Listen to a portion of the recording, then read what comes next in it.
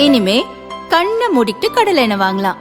ஏன்னா மந்த்ரா கடலை எண்ணெய் இதயத்தின் தயாரிப்பு. வறுக்க பொரிக்க ஏன் எல்லா சமையலுக்கும் மந்த்ரா தான். மந்த்ரா கடலை எண்ணெய், அபார ருசி, ஆரோக்கியமான உடல் நலம்.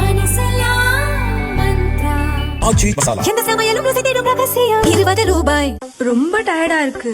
இயற்கையான டேட்ஸ், பாதாம், பிஸ்தா, கேஷு அண்ட் ஹனி கொண்டு தயாரிக்கப்பட்ட லயன் டேட் நட் பைட்ஸ். அது இந்த சில பல கோடிகளை கொடுத்து நம்ம தமிழ்நாட்டு காங்கிரஸை பையில போட்டுக்கிட்டாங்க. யாரு? ஸ்டாலின் சார். ஆனா உண்மையான காங்கிரஸ் யாரு பக்கம் நிக்குது? நம்ம பக்கம் நிக்குது.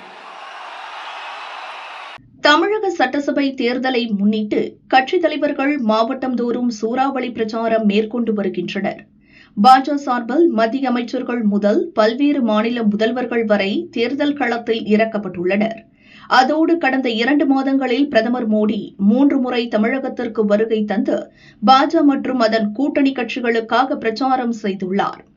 அது மட்டுமின்றி வரும் ஏப்ரல் 15ஆம் தேதி மீண்டும் தமிழகம் வர திட்டமிட்டுள்ள அவர் நாகர்கோவிலில் பாஜக கூட்டணி வேட்பாளர்களுக்காக ஓட்டு சேகரிக்க உள்ளார். ஆனால் இதற்கு நேர்மாறாக காங்கிரஸ் மூத்த தலைவர் ராகுல் தேர்தல் அறிவிப்புக்கு பின் ஒருமுறை கூட தமிழகத்தில் தேர்தல் பிரச்சாரத்திற்கு வராதது பல்வேறு கேள்விகளை எழுப்பியுள்ளது. இதற்கு தமிழக சட்டசபை தேர்தல் கூட்டணி பேச்சுவார்த்தையின் போது காங்கிரஸை திமுக நடத்திய விதம்தான் காரணம் என்று தெரிகிறது. கூட்டணி பற்றி பேச குழு அமைக்காமல் கடைசி வரை காங்கிரஸை திமுக காத்திருக்க வைத்தது காங்கிரசிற்கு கடும் மன உளைச்சலை ஏற்படுத்தியது. காங்கிரஸ் தேசிய தலைவர்கள் தவேக கட்சியுடன் கூட்டணி அமைக்க ஒருபுறம் பேச்சு நடத்துவதாக வந்த தகவல்தான் இதற்கு காரணம். ராகுலும் தவேகவுடன் கூட்டணியை விரும்புவதாக கூறப்பட்டது. ஆனால் கார்கே மற்றும் தமிழக தலைவர்கள் திமுக கூட்டணியை விரும்பியதால் குழப்பம் அதிகரித்தது. இருப்பினும் தமிழக காங்கிரஸ் தலைவர்களின் விருப்பமே கடைசியில் நிறைவேறியது. கேட்ட தொகுதிகளின் எண்ணிக்கையையும் குறைத்து கேட்ட தொகுதிகளையும் கொடுக்காமல் திமுக ஏமாற்றிவிட்டது என்பது காங்கிரஸ் மேலிடத்தின் ஆதங்கம். இந்த கோபத்தில்தான் புதுச்சேரி வரை வந்த ராகுல் ஸ்டாலினை சந்திக்கவில்லை என்கிறார்கள் விவரம் அறிந்தவர்கள். ஏப்ரல் 6ஆம் தேதி புதுச்சேரியில் ஒரே நாளில் திமுக தலைவர் ஸ்டாலினும் ராகுலும் பிரச்சாரம் செய்தனர். கூட்டணி கட்சிகளாக இருந்தும் ஒரே யூனியன் பிரதேசத்தில் பிரச்சாரம் செய்த ஸ்டாலினும் ராகுலும் நேரில் சந்தித்துக் கொள்ளவில்லை.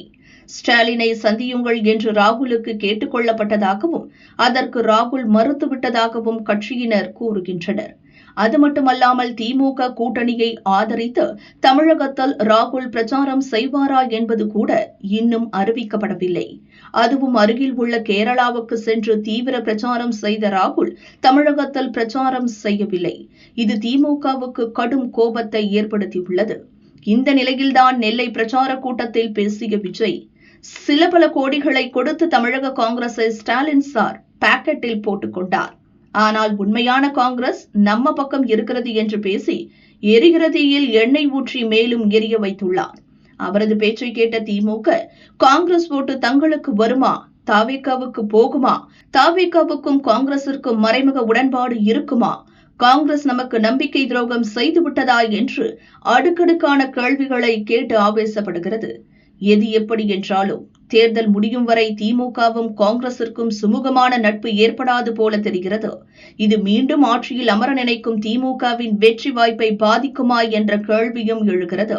பொதுவாக தவேக தலைவர் விஜய்க்கு அரசியல் அனுபவம் போதாது, பிரச்சாரமும் பிசுபிசுக்கிறது, பேச்சிலும் முதிர்ச்சி இல்லை என்று ஒரு விமர்சனம் உண்டு. ஆனால் நெல்லை பிரச்சார கூட்டத்தில் அவர் பேசியது நல்ல ராஜதந்திரம் என்கின்றனர் விமர்சகர்கள். முன்னாடியே சொன்ன மாதிரி கட்சி ஆரம்பிச்சுட்டு ஒவ்வொரு வீட்டுக்குள்ளேயும் நாம் போல ஒவ்வொரு வீட்டுக்குள்ளேயும் போனதுக்கு அப்புறம் தான் கட்சியாவே ஆரம்பிச்சிருக்கிறேன்.